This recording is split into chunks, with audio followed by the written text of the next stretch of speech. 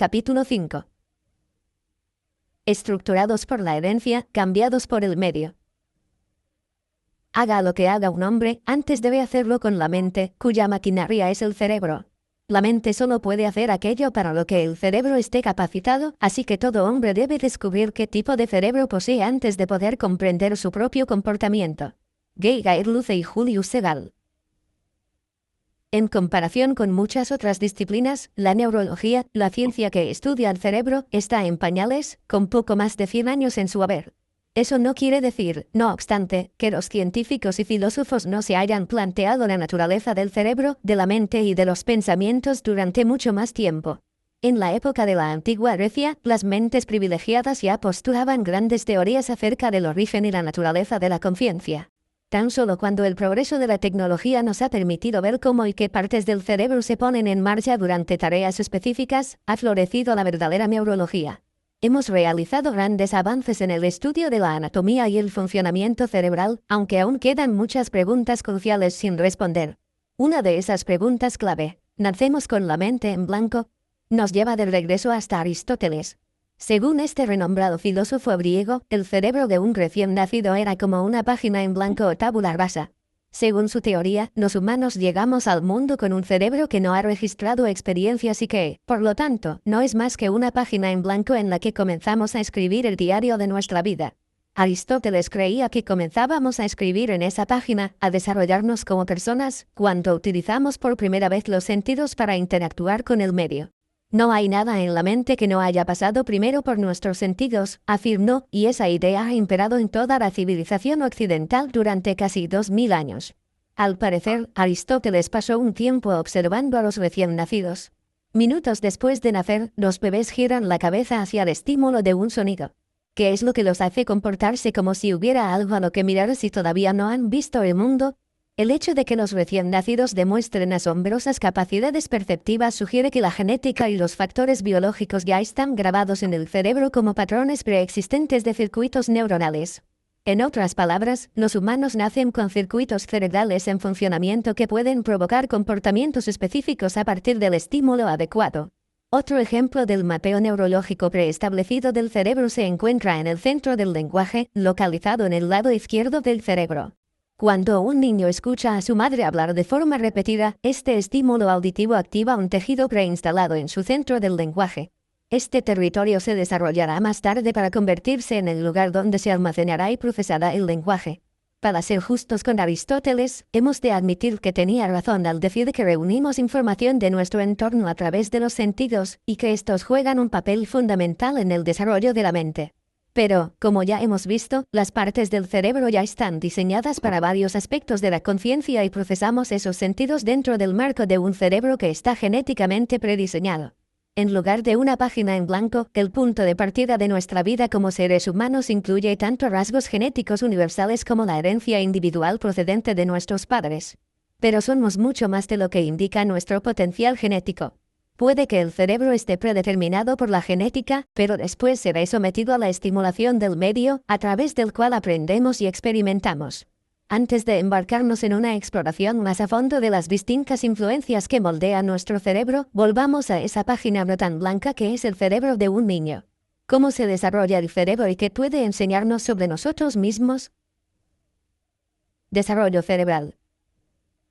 Más de la mitad de los genes que expresamos como seres humanos contribuye a dar forma a ese complejo órgano llamado cerebro. El desarrollo del cerebro humano no tiene lugar en etapas diferenciadas y bien definidas, pero podemos identificar periodos de crecimiento acelerado. Por el momento, no olvides que la herencia genética es una de las fuerzas principales que da forma al desarrollo del cerebro del bebé antes del nacimiento. Por otro lado, también sabemos que el medio externo y el medio interno de una mujer embarazada juegan un papel muy importante en el desarrollo cerebral del feto. Por ejemplo, cuando una madre encinta vive en condiciones extremadamente estresantes, en el denominado modo de supervivencia, es muy probable que su hijo nazca con un perímetro craneal menor, menos conexiones sinópticas en el prosencéfalo o cerebro anterior, e incluso con el cerebro anterior relativamente más pequeño y el cerebro posterior más grande. Dado lo que sabemos hasta ahora, esto resulta de lo más lógico. El cerebro posterior es el motor del cerebro y el prosencéfalo es el cerebro encargado de pensar, razonar y crear. Sin embargo, cuando el embarazo transcurre en circunstancias normales, parece que el programa genético actúa con más fuerza sobre el desarrollo neurológico y el crecimiento antes del parto.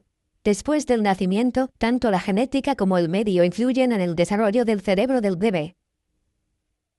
Desde la concepción al segundo trimestre. Tan solo 4 semanas después de la concepción, un embrión humano ya fabrica más de 8.000 células nerviosas cada segundo. Eso supone alrededor de 500.000 de neuronas cada minuto durante el primer mes de vida. A lo largo de las siguientes semanas, las neuronas comenzarán a abrirse camino en el cerebro en desarrollo, donde se organizarán en localizaciones específicas. Más avanzado el embarazo, se producen 2 fuertes incrementos del crecimiento del cerebro fetal. El primer acelerón del crecimiento tiene lugar desde el segundo trimestre de embarazo, el cuarto, el quinto y el sexto mes, hasta los comienzos del tercero. Durante este periodo, el cerebro crea unas 250.000 neuronas por minuto. Durante el final del primer trimestre y el principio del segundo, las neuronas fetales comienzan a desarrollar dendritas, que establecen conexiones sinápticas con las vecinas para formar amplias regiones de circuitos neuronales interconectados. Durante este periodo crítico del desarrollo, se estima que se producen unos 2 millones de conexiones sinápticas cada segundo. Si hacemos cálculos, el cerebro se mantiene ocupado realizando unos 173.000 millones de conexiones sinápticas por día durante este acelerón del crecimiento. Mientras estas ramas neuronales empiezan a conectarse unas con otras a semejante velocidad, el cerebro descarga a las inclinaciones o tendencias generales y los talentos que han sido experimentados o que les han servido de ayuda a las generaciones anteriores.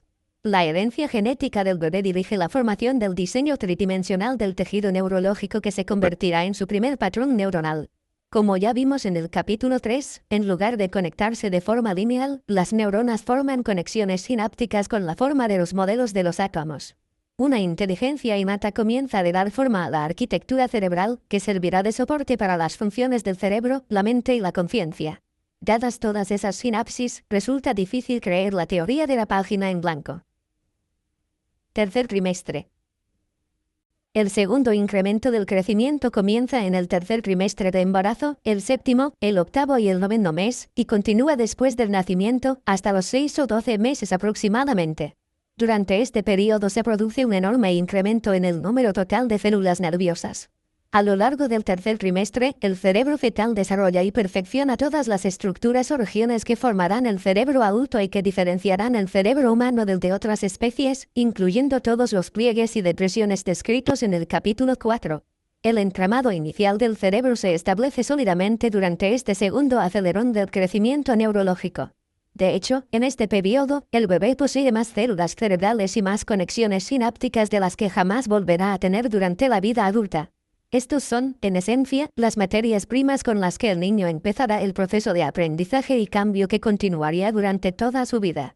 El número y la vitalidad de las conexiones sinápticas son más importantes que el número total de células nerviosas.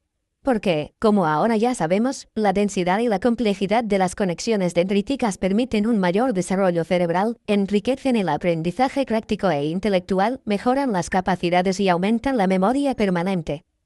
Imagina que el cerebro fetal es como un nuevo negocio. Al principio, esta compañía contrata montones de trabajadores no especializados y nadie parece estar a cargo de decirles dónde deben ir y qué es lo que deben hacer. Con el paso del tiempo, no obstante, empiezan a relacionarse con otros empleados. Esas relaciones se convierten en redes de trabajadores que han encontrado tareas específicas y útiles que llevar a cabo. La supervivencia de la compañía depende más de la vitalidad de estos grupos de trabajadores que del número de empleados. Aquellos trabajadores que se unieron antes a estos grupos permanecerán en la compañía. No obstante, después de unos 6 meses, la compañía comenzará a despedir a los empleados que todavía no se hayan unido a ninguna red en particular. Esta compañía imaginaria también sigue contratando mucha plantilla nueva, pero despide de inmediato a cualquier trabajador cuyos servicios sean innecesarios en un futuro. Al igual que en esta analogía, en el tercer trimestre del desarrollo del cerebro fetal existen demasiados patrones aleatorios de tejido nervioso. El cerebro en crecimiento debe organizarse en circuitos neuronales más estrictos, que serán los responsables de tareas específicas. Tan solo unas semanas después del nacimiento, y bajo el control genético, las neuronas maduras del cerebro del niño comenzarán a competir con las vecinas para formar circuitos neuronales que se encargarán de llevar a cabo funciones específicas. La idea es muy sencilla. Los grupos de neuronas que se unan más rápido para formar un circuito neuronal en un área específica serán los que permanezcan y construyan el patrón necesario de conexiones sinápticas. Esto significa que algunas neuronas morirán. Cuando las neuronas se agrupan para desarrollar estos importantes patrones, las neuronas que no lo hacen lo bastante rápido mueren. Esta supervivencia neurológica de las más fuertes se denomina darwinismo neural. Puesto que la organización de los circuitos neuronales comienza durante el embarazo y el medio externo tiene poco que ver con este proceso automático, es fácil darse cuenta de que los mecanismos genéticos son los que se encargan de dar forma al cerebro en crecimiento. Desde el nacimiento hasta los 2 años.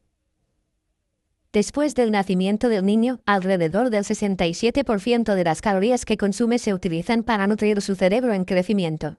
Esto es lógico, ya que alrededor del 85% del desarrollo cerebral tiene lugar después del parto. De hecho, un recién nacido se encuentra en un periodo de tal aceleración del crecimiento que rara vez permanece despierto más de 6 minutos. La mayor parte de la energía se reserva para el crecimiento y el desarrollo. Los nuevos patrones sinápticos genéticos continúan desarrollándose a una velocidad increíble durante esta etapa del desarrollo. Mientras continúa el darwinismo neural, lo mismo pasa con la eliminación de las conexiones sinápticas innecesarias. Después del nacimiento, el desarrollo del cerebro se configura no solo gracias a la genética, sino también por la información procedente del entorno. Cuando el niño empieza a tener sus primeras experiencias, sus sentidos reúnen información vital de su entorno. La estimulación sensorial que recibe de manera repetida provocará que su cerebro desarrolle conexiones sinápticas más fuertes. El niño prestará especial atención a la voz de su madre, ya que la relaciona con el sonido familiar que escuchó durante los 9 meses que permaneció en el útero. A medida que el bebé se ve expuesto de forma constante a la misma información sensorial, visual y auditiva, comenzará a relacionar el rostro de su madre con su voz. De esta forma, el niño empezará a establecer algunas de las asociaciones vitales para reconocer a su medio de supervivencia más importante. Las conexiones sinápticas del niño, recién formadas y activadas, empezarán a construir un registro neurológico de sus experiencias con el entorno. A través de este proceso, las conexiones entre las células nerviosas de su cerebro comenzarán a formar patrones específicos para crear circuitos neuronales importantes que permitirán que el cerebro organice sus muchas funciones y que almacene, recupere y procese la información de forma eficiente. A esto lo llamamos aprendizaje, y el cerebro del niño aprende a un ritmo mucho más rápido de lo que jamás lo hará durante el resto de su vida. Por ejemplo, desde el nacimiento, el bebé puede escuchar los mismos sonidos que un adulto. Sin embargo, solo las palabras que escucha repetidamente de su madre servirán para construir los fundamentos de su idioma materno. Si su madre le habla casi siempre en inglés, el idioma nativo del niño será el inglés, aun cuando escuche a otra gente hablar otros idiomas de vez en cuando. Estudios recientes han demostrado el papel crucial que juegan los padres en este proceso. Se les pidió a los padres de un grupo de bebés que cuando sus hijos hicieran gorgoritos o farfullaran, les recompensaran de inmediatos con sonrisas y ánimos. En un segundo grupo, los padres deberían limitarse a sonreírles en momentos no relacionados con los intentos de los niños por articular sonidos. Los bebés que recibieron la recompensa inmediata progresaron mucho más deprisa en su habilidad para comunicarse que los niños que recibieron pocas o ninguna recompensa de sus padres. Estos resultados sugieren que el apoyo inmediato y constante de los padres tiene un papel fundamental a la hora de estimular a los bebés para que experimenten con nuevos sonidos y a la hora de ayudar a los niños a establecer neurológicamente, a aprender los elementos del lenguaje. Desde el principio, mediante un proceso de poda pruning, en inglés, el cerebro se encarga de eliminar y modificar las conexiones sinápticas de acuerdo a lo que comienza a saber, a recordar y a reconocer. Las sinapsis que se utilizan en raras ocasiones se atrofian y al final serán eliminadas o podadas. Por ejemplo, se eliminarán las sinapsis asociadas a sonidos que el niño apenas escucha.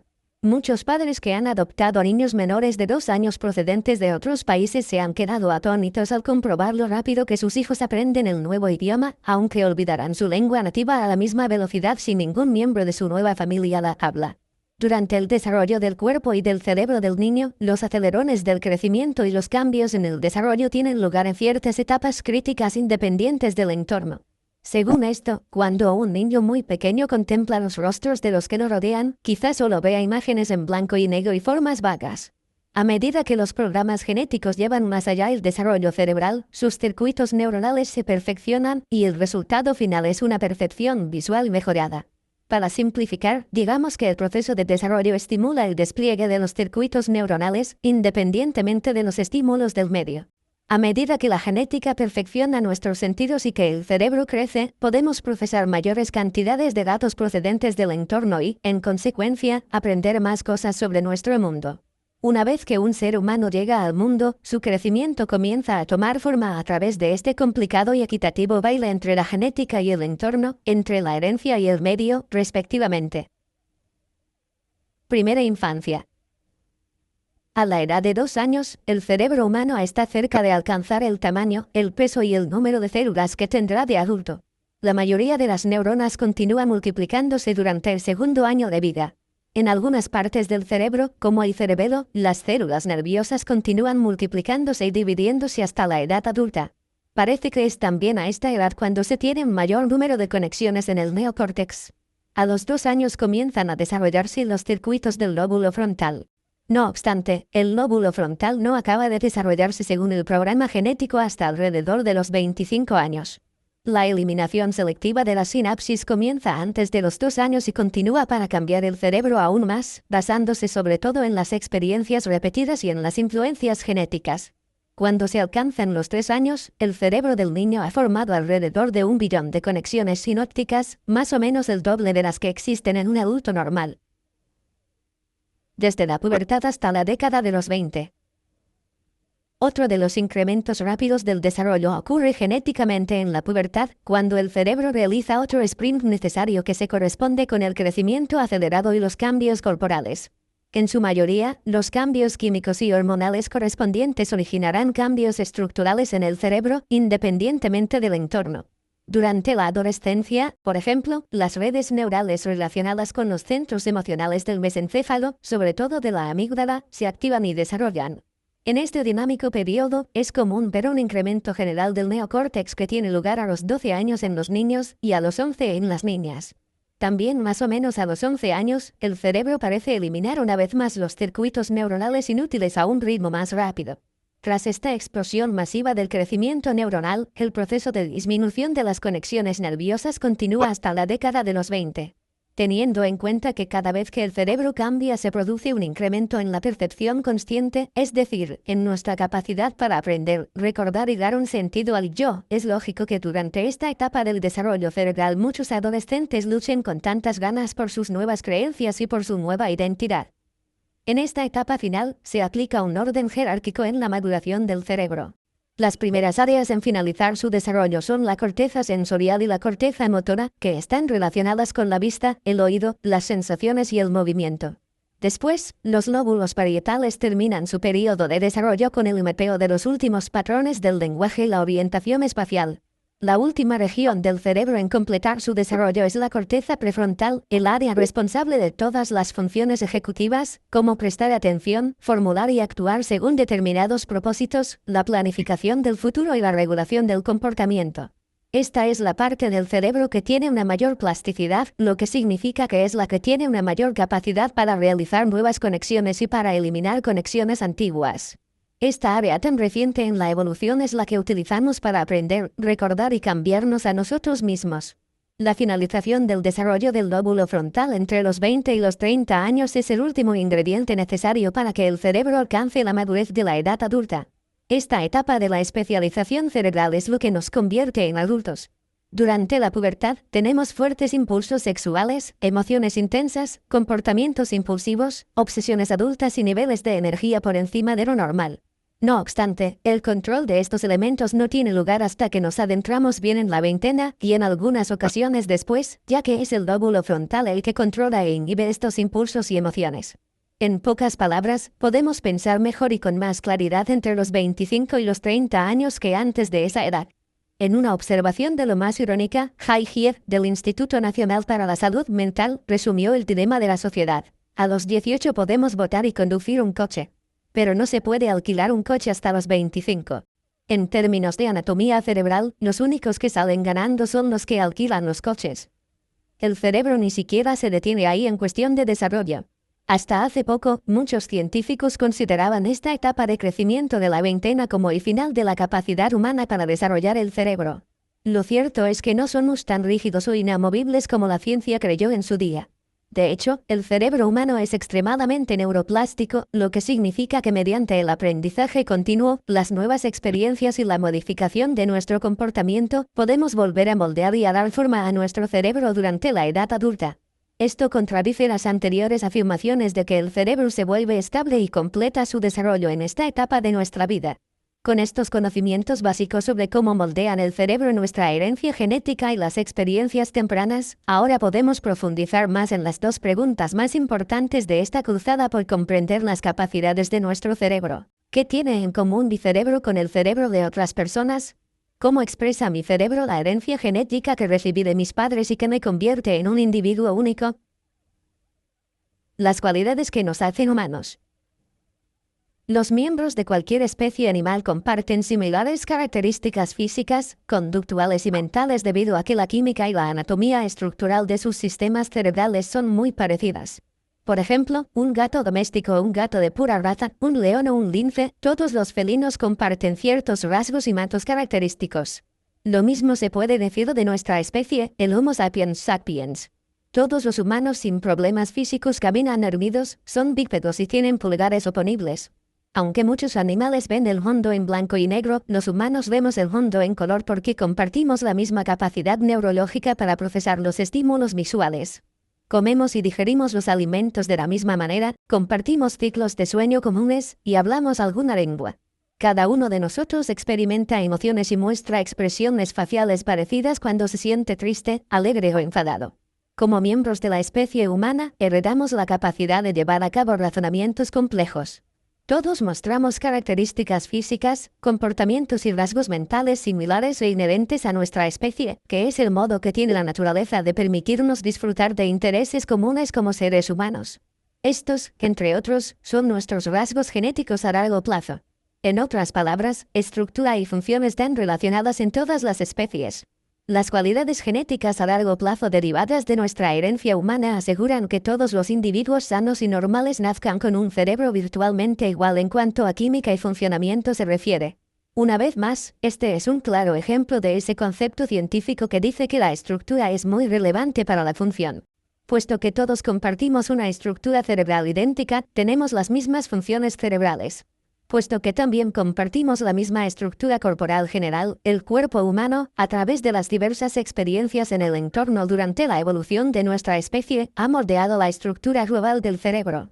Como compartimos los mismos órganos sensoriales, nuestras orejas, nuestra nariz, nuestra boca, nuestra piel y nuestros ojos son parecidos. Como procesamos la información sensorial de una forma similar, todos sentimos calor al acercarnos al fuego. Y cómo interactuamos con el entorno utilizando las mismas partes corporales y las mismas funciones motoras voluntarias, todos cogemos un bastón de una forma parecida, ya que compartimos el pulgar oponible, es de lo más lógico que las vivencias corporales experimentadas durante miles de años hayan moldeado y dado forma a nuestro cerebro, tanto macroscópica como microscópicamente. Todo el mundo hereda patrones básicos equivalentes de las expresiones físicas, emocionales y mentales que nos hacen formar parte de la raza humana. Es nuestro derecho de nacimiento universal. ¿Cómo llegamos a adquirir los patrones que nos hacen humanos? El cerebro es ciertamente la memoria del pasado, moldeado por la adaptación de nuestra especie al medio durante millones de años. Cada uno de nuestros 3 cerebros nos proporciona su propia colección de rasgos heredados, desarrollados en respuesta a las exigencias medioambientales. Por ejemplo, como ya hemos visto, grabada en el cerebro mamífero humano está la respuesta automática de huida o lucha, diseñada para la supervivencia del cuerpo físico y con una estructura y una función que es bastante similar a la que se encuentra en la mayoría del resto de los mamíferos. Este sistema de reacción evolucionó en los mamíferos como un rasgo genético a largo plazo, ya que durante innumerables generaciones mejoró su capacidad para sobrevivir a encuentros con los depredadores.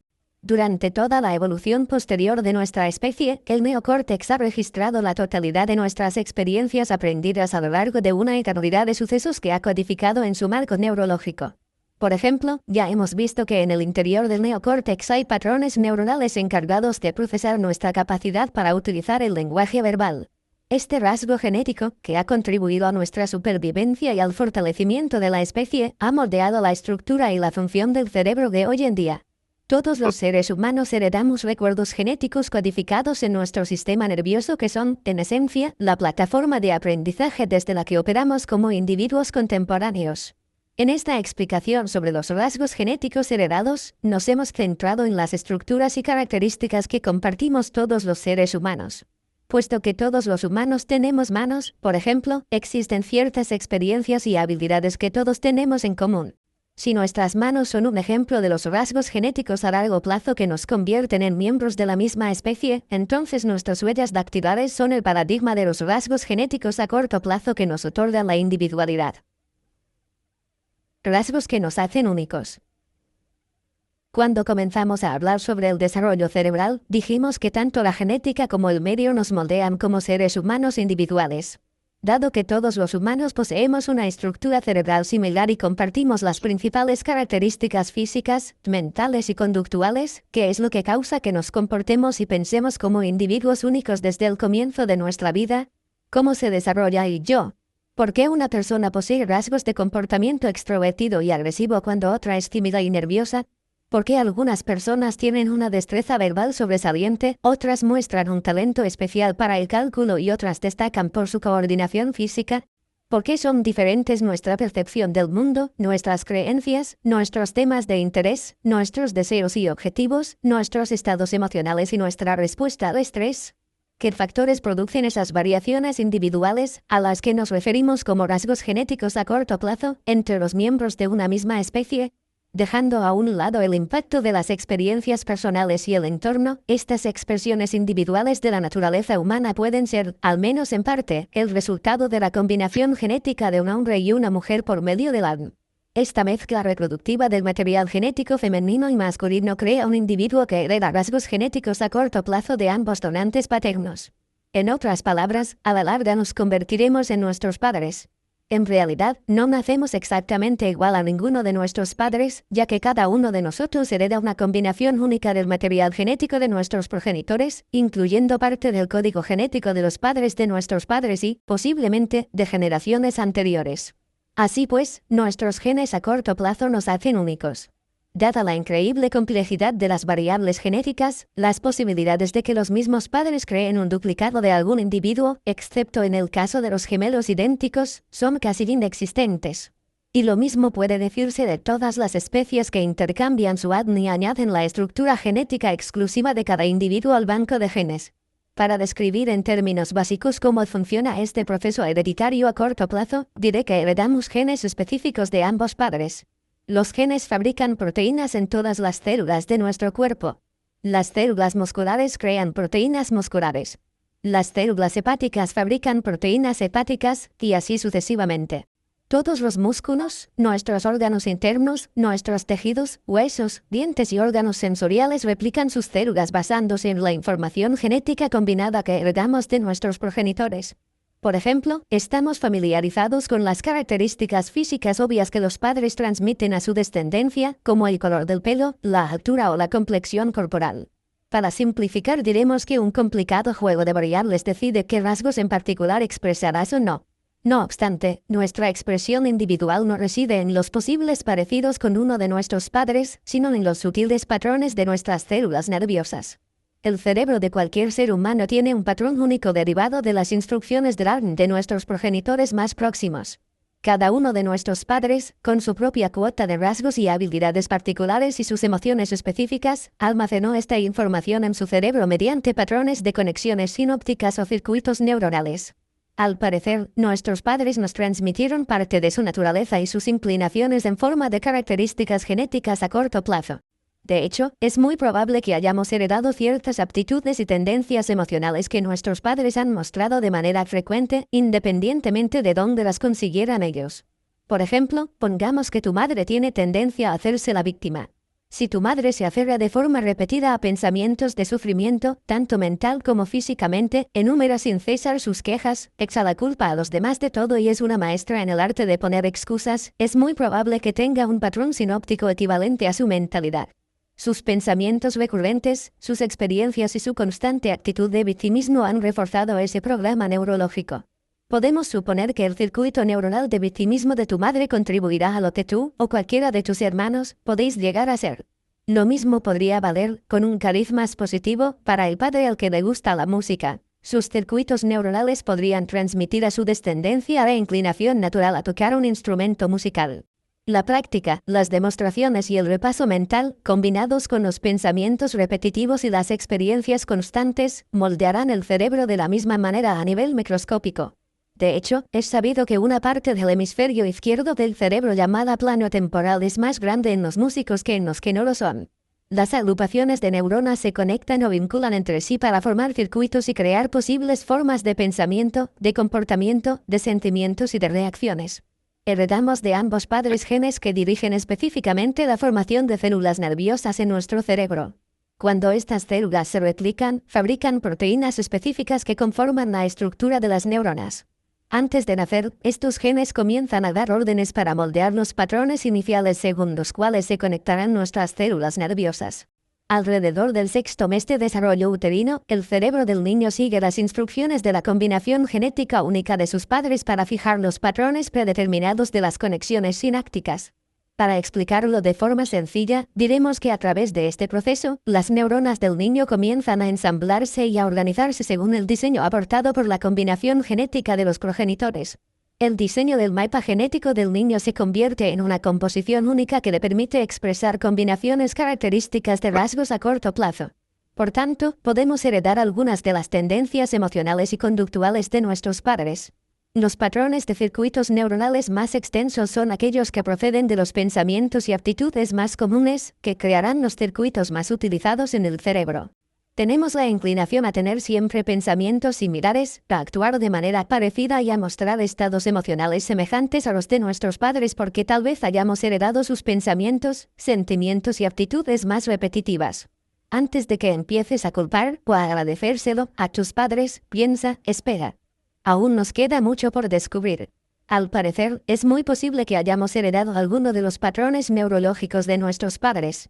De ser así, la suma total de las conexiones sinápticas comprendería tan solo rasgos generales de la personalidad, no información específica, y puesto que cada persona recibe una herencia genética única, nuestros genes nos proporcionan un cerebro cuyas características y cualidades son distintas que las de cualquier otro ser humano. Los patrones de las agrupaciones neuronales de cualquier persona son únicos, lo que nos permite a cada uno pensar de forma diferente a todos los demás. En esencia, tu estructura de patrones cerebrales es lo que te hace ser quien eres como individuo. Si tus rasgos genéticos a largo plazo tienen su ejemplo en la mano humana que has heredado, ya que todas las personas comparten una estructura similar, es fácil ver que tu estructura cerebral individual es como una huella dactilar única y personal. El patrón de tus circuitos neuronales te hace único. La jerarquía de organización cerebral. A primera vista, el cerebro humano parece amorfo, sin ningún patrón u organización específicos. No obstante, una observación detenida revela que la arquitectura del neocórtex tiene sin duda un modelo de pliegues, arrugas, prominencias y valles que son increíblemente uniformes en todos los seres humanos. Estas regiones estructurales o territorios de la materia cerebral se corresponden con ciertas funciones y conductas presentes en todos nosotros. Como ya vimos en el capítulo 4, el oído, la visión, el tacto, el gusto, el control motor, las sensaciones de presión y temperatura e incluso la apreciación de la música, por nombrar unos cuantos, están representados en regiones idénticas y específicas de los lóbulos del neocórtex de todos los seres humanos. El mesencéfalo y el cerebro reptiliano, incluyendo el cerebelo, son extraordinariamente parecidos en todas las personas. Como seres humanos que somos, tendemos por lo general a comportarnos, a pensar, a comunicarnos, a movernos e incluso a procesar la información sensorial procedente de nuestro entorno de una forma similar. Lo esencial es que, puesto que neurológica, biológica y estructuralmente compartimos la misma anatomía, tenemos por lo tanto los distintos tipos de información genética codificados en las mismas regiones del neocórtex y, en consecuencia, compartimos características relativamente similares con toda la especie humana.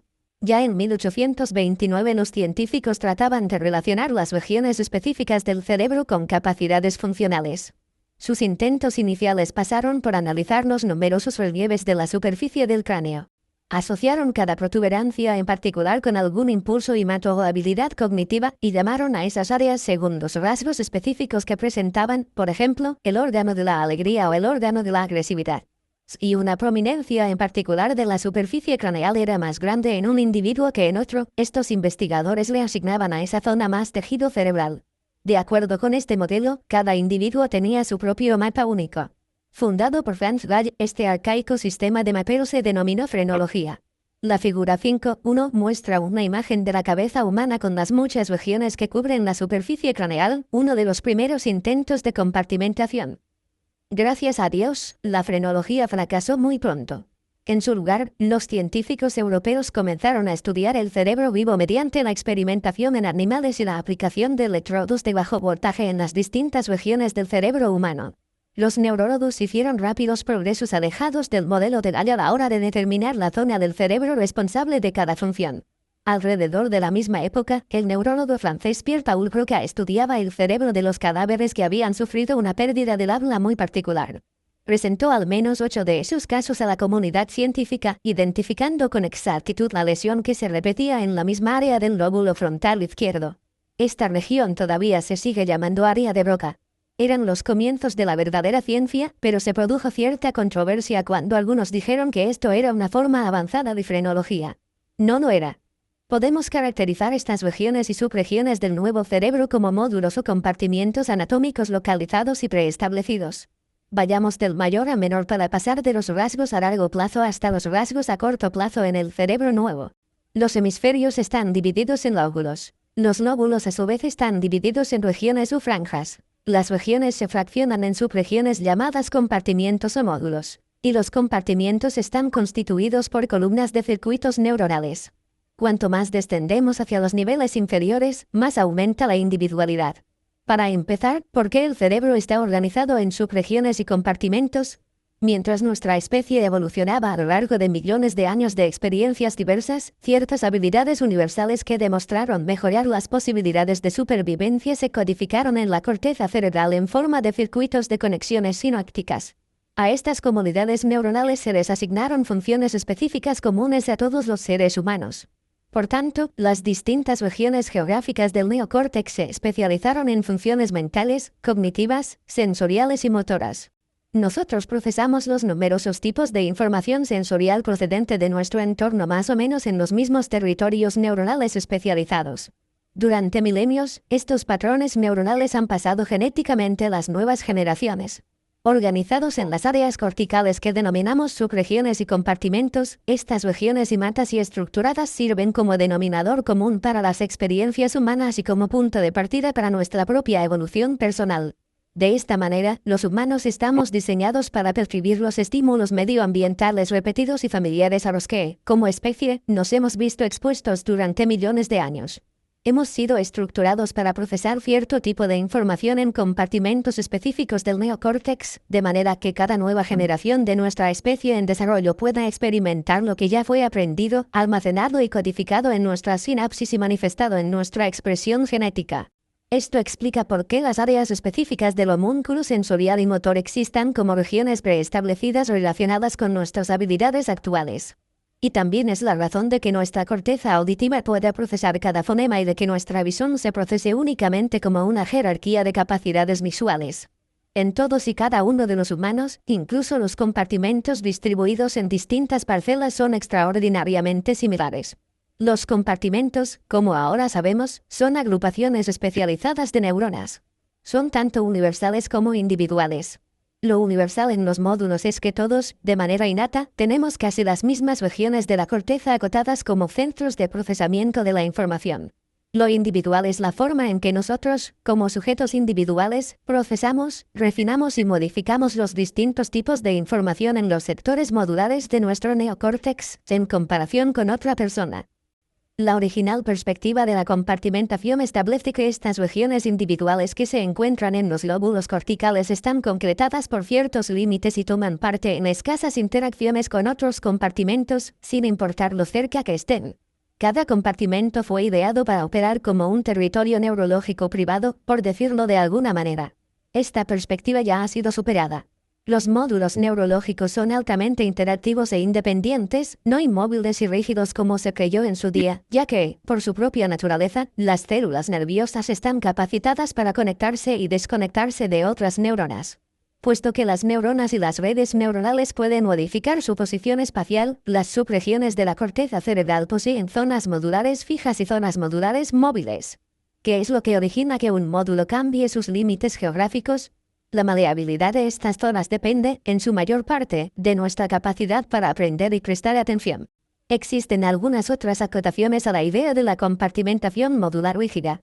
El cerebro es un órgano extraordinariamente interactivo. Teniendo en cuenta lo que hemos aprendido hasta ahora sobre la plasticidad de las sinapsis neuronales, su capacidad para reorganizarse resulta bastante sorprendente. Además, el cerebro no es tan lineal como para que una lesión en un área no afecte a las demás. Cuando en una exploración cerebral se observa una lesión en módulos específicos de circuitos neurológicos, los módulos adyacentes muestran deterioros cognitivos similares, aunque no idénticos. Esto demuestra con claridad que los módulos no operan como unidades separadas y definidas, sino como elementos relacionados y continuos en el interior de la corteza. En los humanos normales y sanos, el proceso mental no tiene lugar en segmentos desconectados. Experimentamos una transición suave y continua de un pensamiento o función cognitiva a otro, lo que refleja un movimiento continuo de la actividad neurológica a lo largo de la corteza.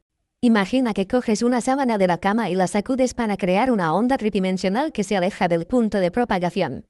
Este es el mejor ejemplo de lo que ocurre en el nuevo cerebro. Los impulsos de las células nerviosas convergen o divergen. Cuando divergen, se extienden hacia afuera utilizando los módulos individuales como un medio que facilita su actividad y les permite recorrer una mayor distancia. Puesto que las células nerviosas poseen ramas que pueden comunicarse de manera simultánea con otras muchas neuronas, pueden activarse a la vez un gran número de módulos. Imagina una cascada de destellos eléctricos que se mueven de manera difusa y se extienden tridimensionalmente. La compartimentación describe cómo se organiza el cerebro, pero puede que el concepto del módulo no esté todo lo nítido que debería. Está claro que los módulos son unidades diferenciadas del neocórtex, ya que hay ciertas funciones físicas y mentales localizadas en circuitos individuales de conexiones sinópticas en el interior de las subregiones cerebrales. No obstante, estas subregiones y módulos se utilizan como elementos individuales que contribuyen al caudal de la conciencia. El pensamiento no está compartimentado. Es un proceso relativamente fácil y continuado. El pensamiento podría compararse con un grupo de módulos funcionando al unísono. Ahora podemos comprender mejor cómo se relacionan el proceso de aprendizaje y el cognitivo. Con el aprendizaje y la experimentación, creamos más conexiones nerviosas integradas, y esos patrones sinópticos incrementados pueden facilitar procesos de pensamiento mejores y más diversificados. Codificar los nuevos conocimientos y experiencias en las conexiones de nuestro cerebro es como actualizar el hardware de un ordenador, salvo que los seres humanos individuales somos únicos a la hora de procesar la información cognitiva. Por ejemplo, yo me encuentro en Japón mientras escribo estas ideas.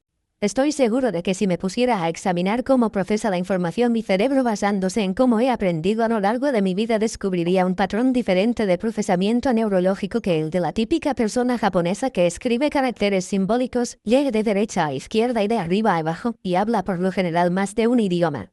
Lo mismo podría decirse si esa persona y yo hubiéramos sufrido una lesión cerebral idéntica que hubiera dañado el mismo módulo de la corteza cerebral. La forma en que yo activo los patrones neurológicos en mi cerebro es única. Por tanto, será distinta de la forma en que cualquier otro humano active sus patrones sinápticos. Después de que los científicos hubieran cartografiado regiones tales como la corteza motora, la sensorial, la auditiva y la visual con todas sus funciones asociadas, surgió una duda. Su modelo geográfico no señalaba dónde se localizan nuestras mayores destrezas y capacidades. ¿Dónde analizamos las ecuaciones matemáticas complejas? ¿Dónde se procesan las abstracciones no lineales de lógica informal? ¿Qué región es la responsable de la inspiración divina? ¿Cuál es la base neurológica para las habilidades mentales o intelectuales complejas? ¿Dónde, exactamente, se encuentra la identidad? ¿Cómo aprendemos?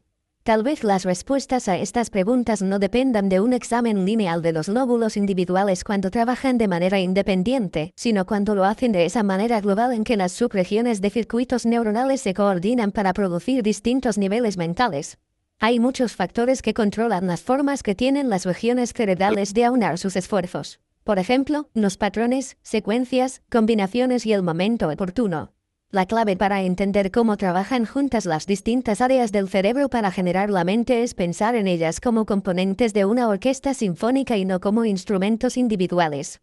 Ahora debemos extender la definición de lo que es un circuito neuronal. Un circuito neuronal puede ampliarse para abarcar diferentes compartimientos y subregiones del cerebro que se activan al unísono a fin de crear un estado mental particular. La herencia frente al medio. Los científicos han debatido hasta qué punto moldea nuestro cerebro nuestra genética, herencia o nuestro entorno y experiencias, medio. En otras palabras, ¿qué determina nuestro destino, la herencia genética o el medio? Está claro que cuando naciste tu cerebro no era una página en blanco a la espera que escribieras en ella las experiencias de tu vida. Y tampoco naciste con genes que te obligan a comportarte, actuar, reaccionar, pensar, sentir y crear de una manera predeterminada e invariable. Un resumen de la herencia. Nuestra herencia genética es una combinación de información genética a largo plazo común a todos los miembros de nuestra especie y de instrucciones genéticas a corto plazo de cada uno de nuestros padres. La forma y la estructura del cerebro y sus funciones generales constituyen rasgos a largo plazo que nuestra especie ha desarrollado a lo largo de millones de años de evolución. Los rasgos genéticos a corto plazo de nuestros padres, nuestros abuelos y de unas cuantas generaciones atrás son los que nos dan nuestra individualidad. Ambos tipos de rasgos genéticos se estructuran en el cerebro mientras éste se desarrolla antes del nacimiento y, en especial, durante el primer año de vida. Cuando hablamos de ciertas áreas cerebrales que se estructuran de manera definitiva, nos referimos a los patrones de conexiones nerviosas y mantos y fijos que nos confieren nuestra personalidad, nuestras expresiones faciales, las habilidades de coordinación motora, el intelecto, las inclinaciones emocionales, los reflejos, los niveles de ansiedad, el equilibrio químico interno, las costumbres e incluso la creatividad y la expresión artística. Medio. Nuestro entorno individual y nuestras experiencias vitales.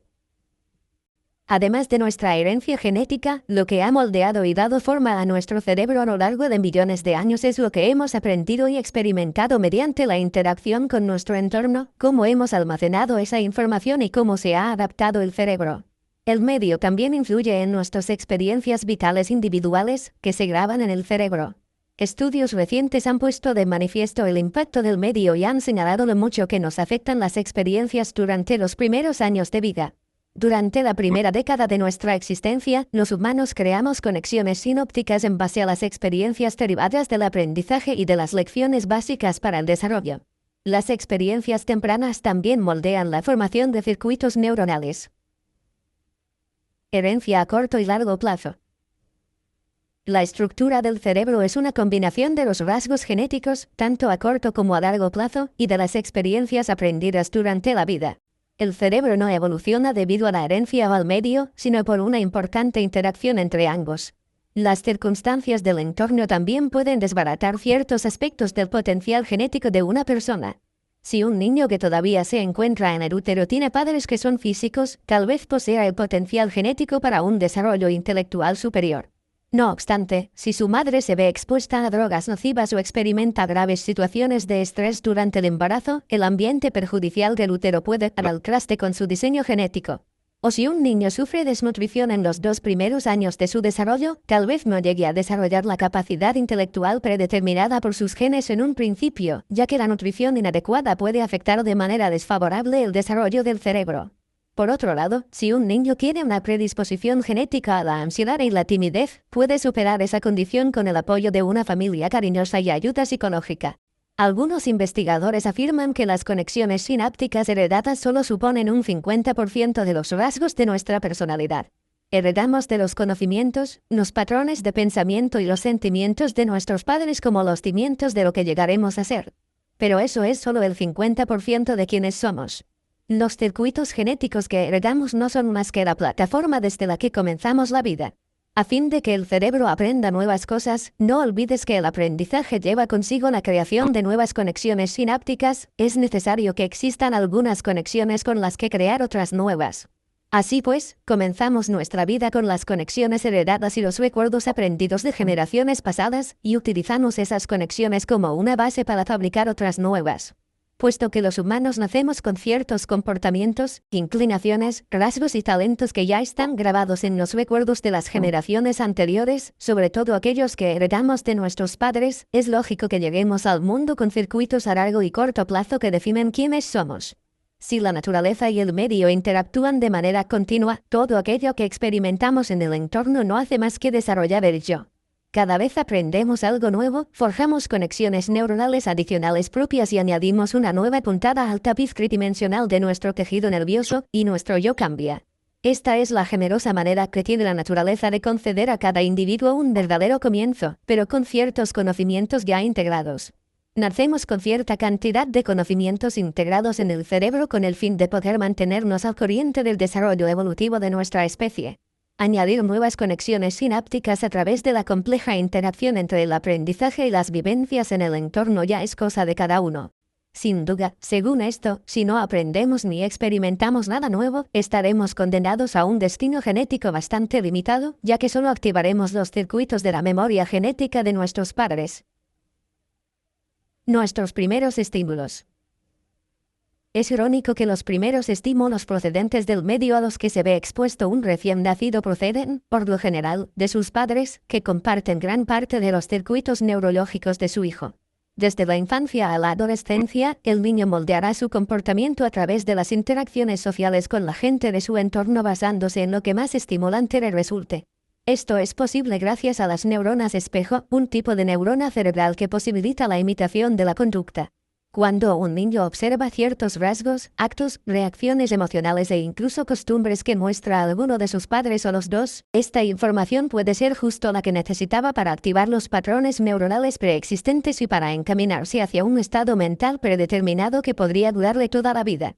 En otras palabras, si heredas de tus padres los circuitos neuronales que ellos han llegado a dominar a lo largo de sus vidas y después utilizas esos circuitos para crear el 50% de la personalidad basada en los programas genéticos, el 50% restante de la personalidad que se obtiene de la interacción con el entorno se ve más influida por aquellos de quienes heredaste esos programas.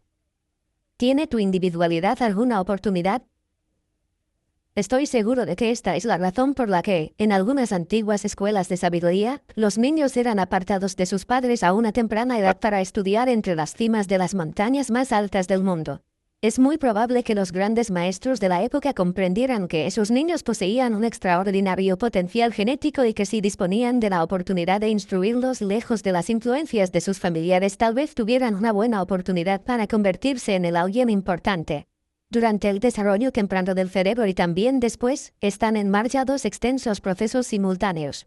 En primer lugar, añadimos nuevas conexiones sinápticas, creamos nuevos circuitos neuronales y podamos las células nerviosas y las sinapsis innecesarias para la supervivencia y el desarrollo. La organización neuronal posterior a esta poda tiene lugar gracias a los programas genéticos adquiridos mediante la selección natural. El medio externo juega un papel semejante a la hora de desechar patrones de conexiones que carecen de significado vital o que no nos sirven de nada. Son nuestra programación genética y la información procedente del entorno lo que pone en marcha este tipo de refinamiento. A través de la acción conjunta de la herencia y el medio plantamos, abonamos y desbrozamos nuestro jardín neural según nuestras necesidades. El cerebro estructurado, el cerebro plástico. Tanto la genética como la experiencia están codificadas en forma de conexiones cerebrales. Para la mayoría de las especies, este es un hecho fundamental para la supervivencia. Si un animal se encuentra a un depredador cerca de la charca, su supervivencia puede depender de su habilidad para esconderse o camuflarse. La próxima vez, esta criatura tal vez recuerde que debe tomar una ruta diferente para dirigirse a la charca a fin de evitar la amenaza que afrontó con anterioridad. Es este nivel de flexibilidad mental lo que le permite a una especie mostrar patrones de conducta adaptables. Y si vamos más lejos, puede convertirse en una especie más inteligente mediante la codificación de las conductas acertadas en su estructura neurológica, lo que permitirá que las siguientes generaciones tengan acceso a lo que se ha aprendido y recordado. Si se da un número suficiente de generaciones de esta especie que se comporta de una manera similar cada vez que se enfrenta a situaciones de peligro parecidas, puede que, con el tiempo y mediante la mezcla de genes, muchos de estos animales posean programas genéticos similares. A la postre, el comportamiento puede llegar a convertirse en un rasgo genético a largo plazo que comparten todos los miembros de esa especie. Del mismo modo, en los humanos, las experiencias grabadas que llamamos recuerdos o aprendizaje se estructuran como el entramado sinóptico que nos caracteriza como persona. Los patrones genéticos a largo plazo de circuitos neuronales y los sistemas cerebrales estructurados innatos en nuestra especie son el resultado de experiencias aprendidas y codificadas que han pasado de individuo a individuo a lo largo de los años. El sistema de circuitos neurales genéticos que heredamos también alberga recuerdos codificados de las experiencias aprendidas por nuestros antecesores. Nuestros padres, nuestros abuelos e incluso nuestros bisabuelos contribuyeron de forma directa a la conformación de nuestra materia cerebral preestablecida genéticamente con las experiencias de su vida. Esto puede dar cierto sentido a la preservación del linaje que las familias reales practican desde épocas remotas. Este es el motivo por el que la influencia de la cultura, de las doctrinas religiosas e incluso de la raza pueden llegar a influir en nuestras características innatas. Cada vez que aprendemos algo nuevo, el cerebro procesa la información a través de los sentidos y establece conexiones sinópticas que codifican en las neuronas el recuerdo de lo que se ha aprendido.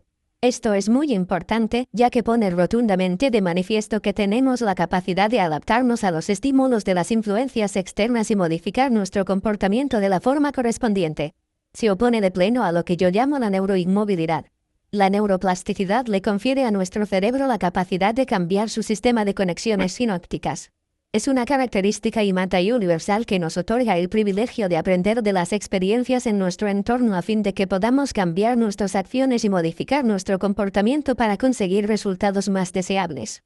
No basta con aprender intelectualmente, debemos aplicar lo que hemos aprendido para crear una experiencia diferente. Si no somos capaces de reestructurar sinópticamente nuestro cerebro, no podremos cambiar nuestra respuesta a determinadas experiencias. Sin la capacidad de cambio, no podríamos evolucionar y seríamos víctimas de las predisposiciones genéticas de nuestros antecesores. Hasta hace 15 años atrás, los científicos creían que los estímulos ambientales, medio, podrían tener influencia sobre el comportamiento tan solo dentro de los límites impuestos por los patrones innatos preestablecidos en el cerebro, herencia. Ahora sabemos que, gracias a la información que procesa del medio, el cerebro humano es lo bastante plástico como para superar la programación genética de un módulo o compartimento destinado a la vista o el oído y reestructurarlo para que realice nuevas funciones.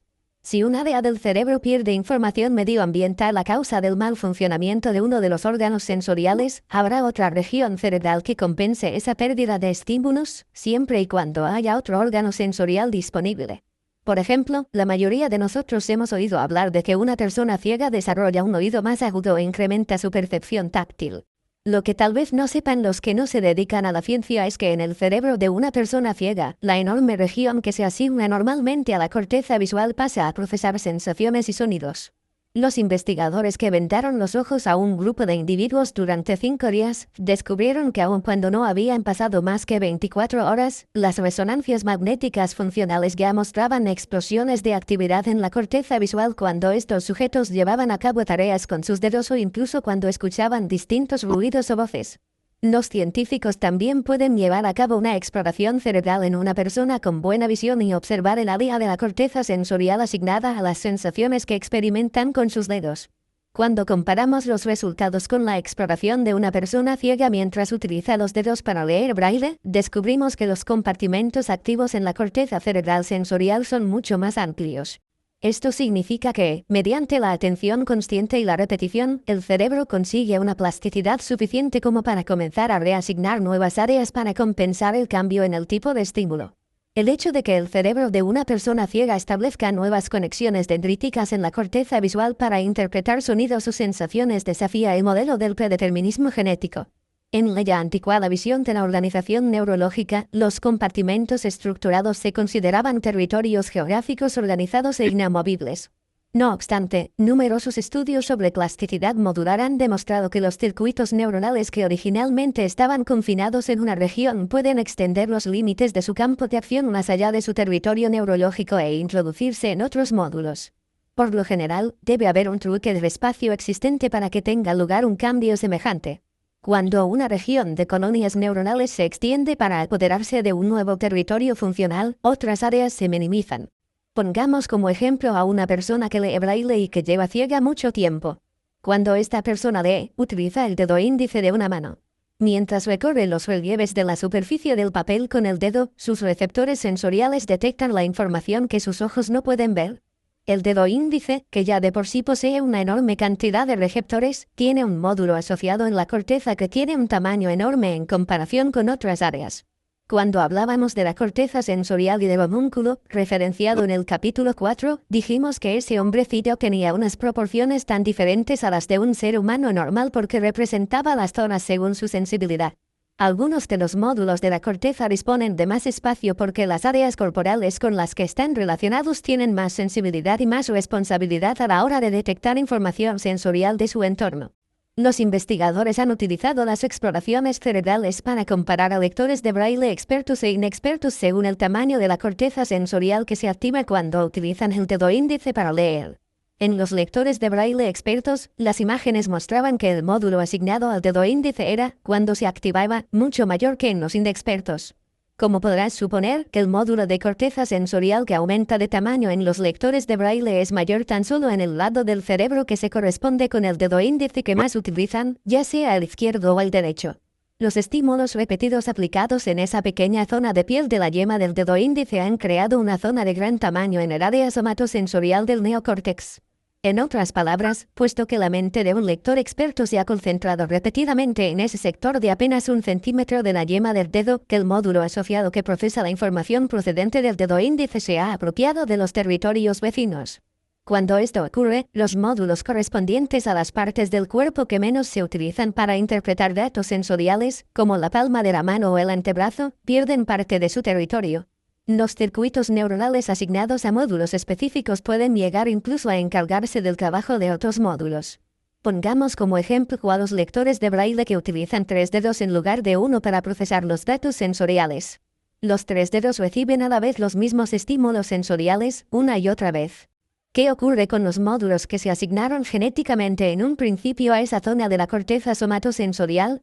La persona ciega que lee braille con 3 dedos concentra, focaliza y procesa los estímulos repetidos procedentes de los 3 dedos a la vez, y el mapa sensorial cerebral del cuerpo se acomoda a ello mediante la adaptación de la red de tejido neurológico a fin de posibilitar semejante requerimiento.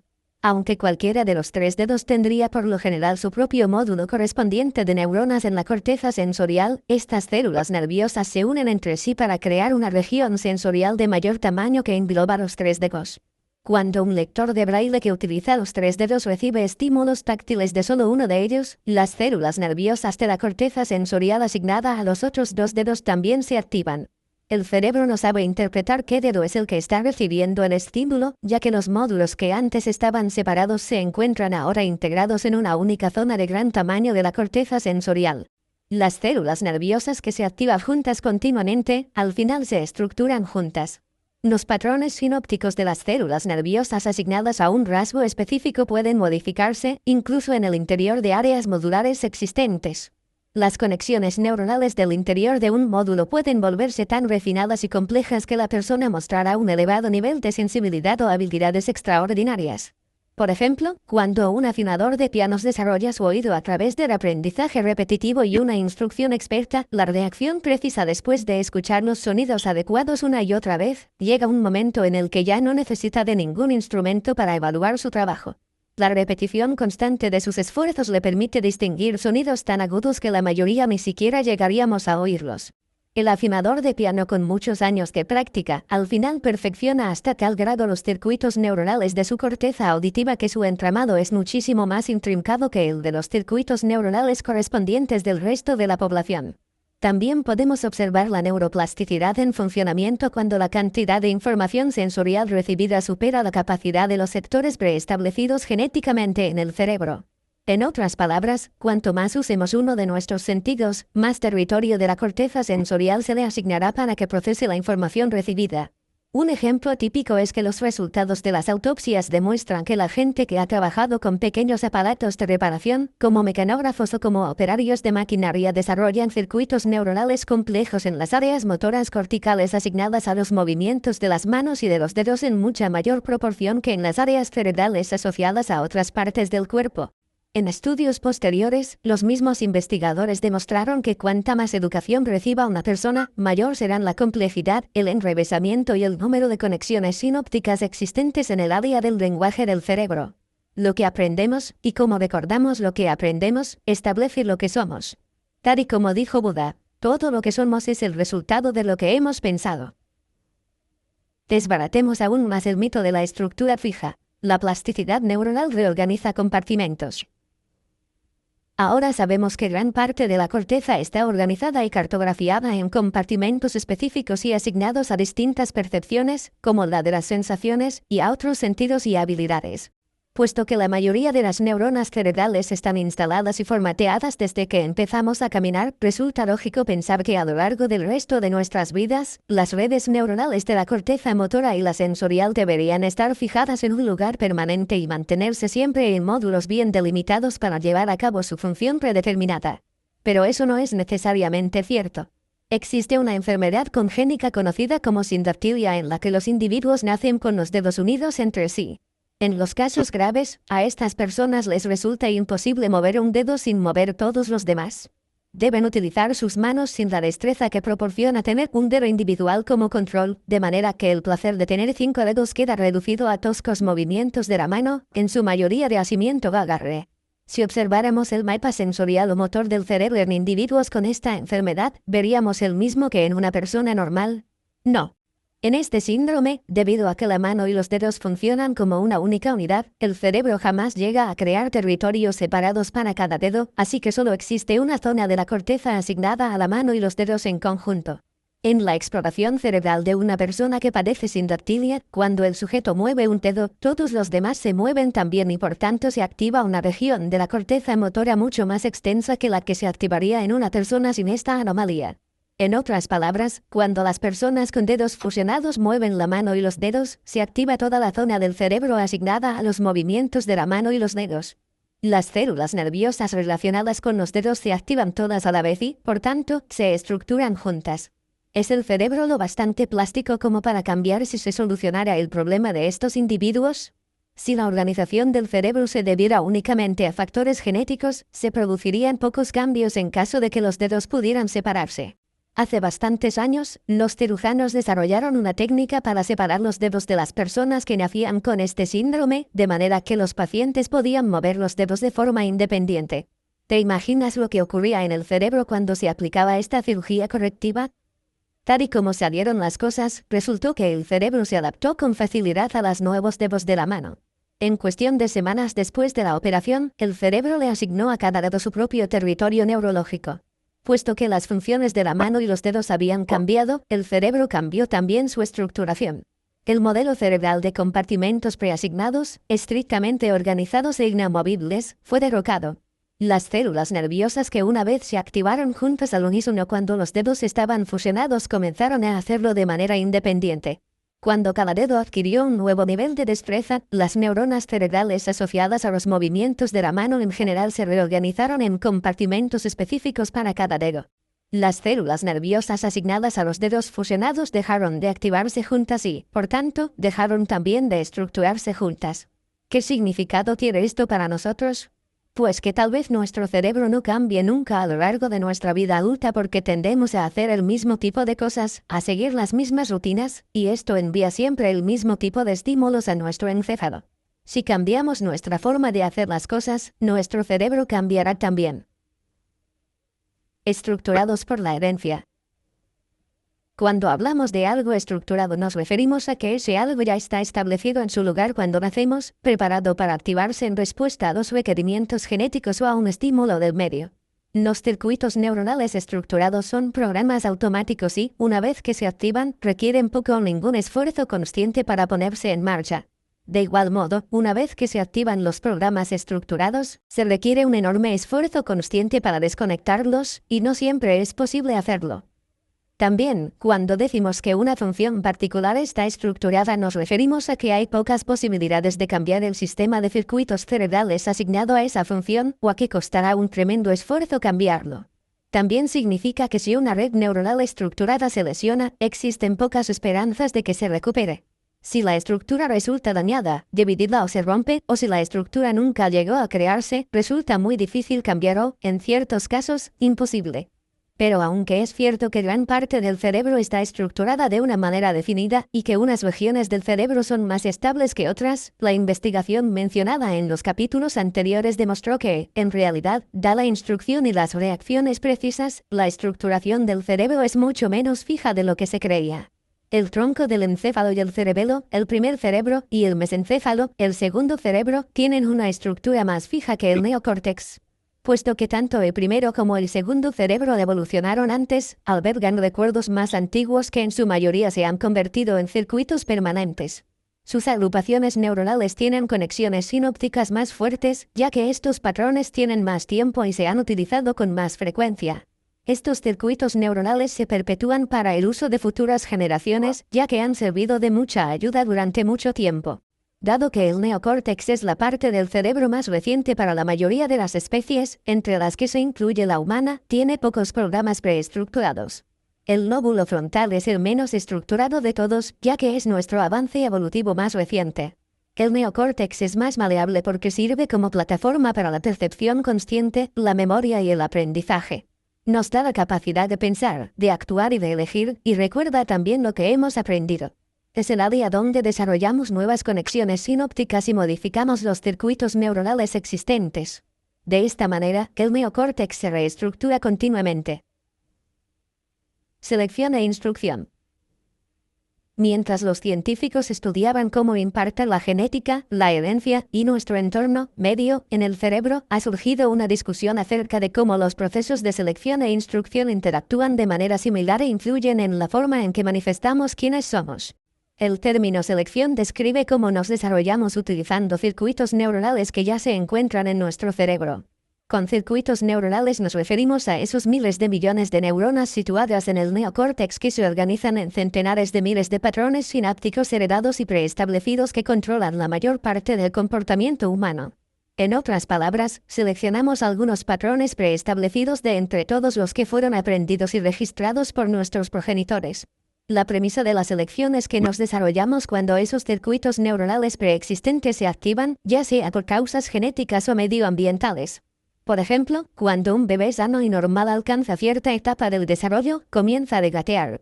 El bebé no necesita indicación alguna del entorno para iniciar este proceso. Un programa genético del cerebro del bebé activa uno o más circuitos neuronales preestructurados que le permitirán gatear. Después de un tiempo, el hecho de gatear activa otro patrón neurológico preexistente que impulsa al bebé a ponerse en pie y a dar sus primeros y tambaleantes pasos, para después comenzar a andar. La selección y activación del sistema de circuitos sinápticos también se desencadena mediante señales medioambientales. Por ejemplo, el cerebro de un bebé recién nacido ya está estructurado de manera selectiva para captar imágenes, sonidos, movimientos, sensaciones y otras informaciones sensoriales. No obstante, estas áreas preasignadas de circuitos neuronales necesitan una señal del entorno para activarse. Si recuerdas nuestro ejemplo anterior, cuando un bebé recién nacido oye un ruido, esta señal del entorno lo incita a girar la cabeza hacia el origen del sonido. Mira hacia ese lugar para averiguar qué es lo que causa el ruido, porque ya posee el sistema de circuitos neurológicos necesario para procesar las imágenes y los sonidos. Si la selección consiste en utilizar circuitos neuronales establecidos, la instrucción es el proceso por medio del cual creamos nuevos circuitos o modificamos los existentes. La instrucción describe cómo aprendemos y experimentamos el mundo exterior y cómo organizamos después las conexiones sinápticas para asociarlas a lo que hemos aprendido. La instrucción es nuestra capacidad de ser lo bastante neuroplásticos como para refinar aún más nuestra arquitectura neurológica. Y esto lo conseguimos repitiendo viejos o nuevos pensamientos, recuerdos, acciones, habilidades y comportamientos.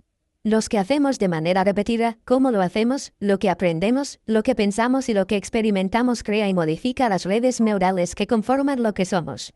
Una mente más nueva y consciente se crea mediante la fabricación de circuitos adicionales en el cerebro. Como si de huellas se tratara, nuestros actos y pensamientos persisten en el cerebro en forma de circuitos neuronales modificados.